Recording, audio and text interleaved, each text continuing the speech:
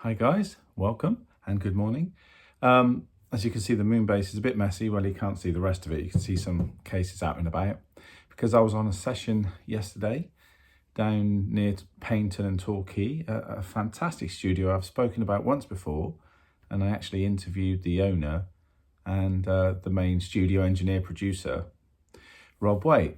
So there's Paul and Rob, they're kind of in charge of the studio, and I've known Rob for a long time. I knew him from the Lorena McKinnon days, and he's a great sound man, front of house, and obviously engineer and producer in studios.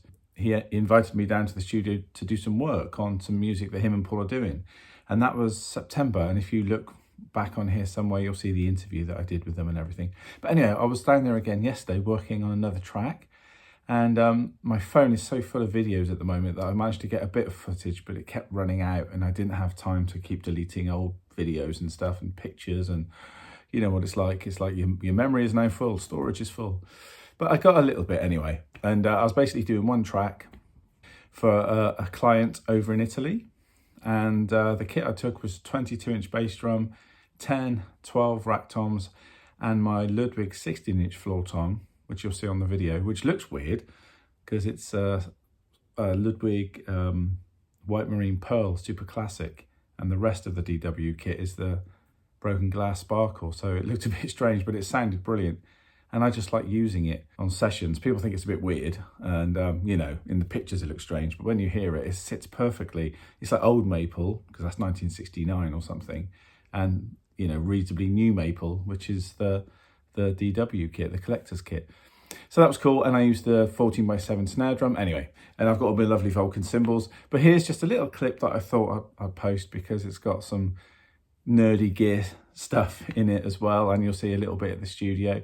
So this is just like a little video that I thought I'd pop up in between my sort of longer ones. So I hope you enjoy it, and as usual, please like, subscribe and share.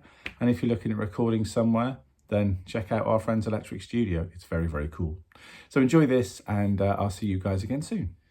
Okay, so where are we? It's Tuesday.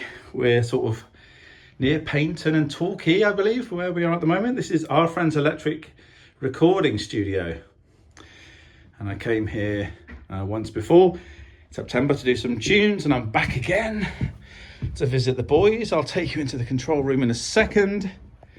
Let's go into the live room, to the studio.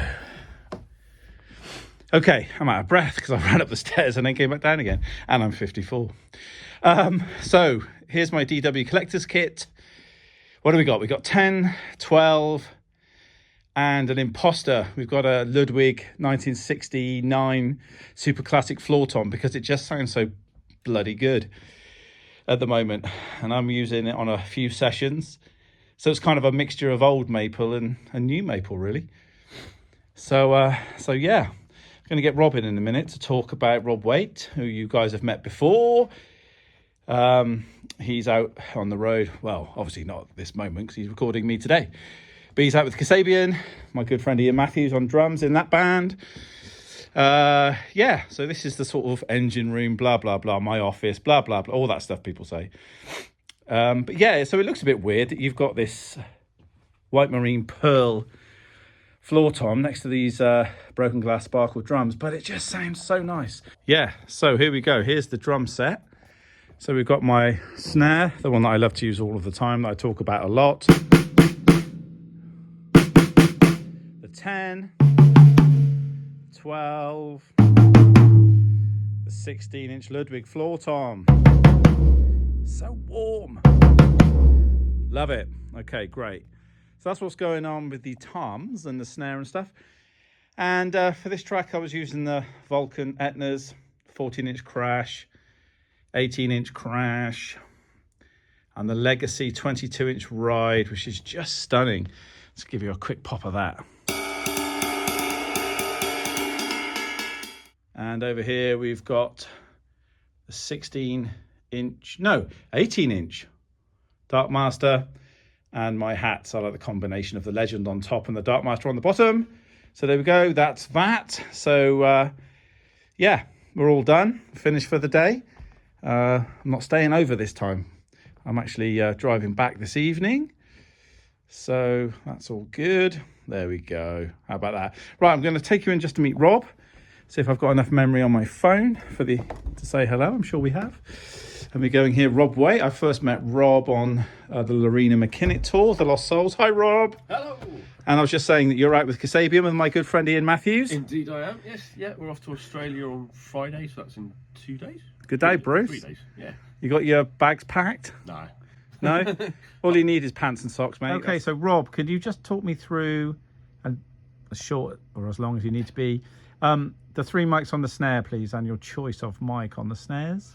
Oh, a snare top, bog standard SM57. You know, Beautiful. Everyone's been listening to that for decades, so why change something that works? Yeah.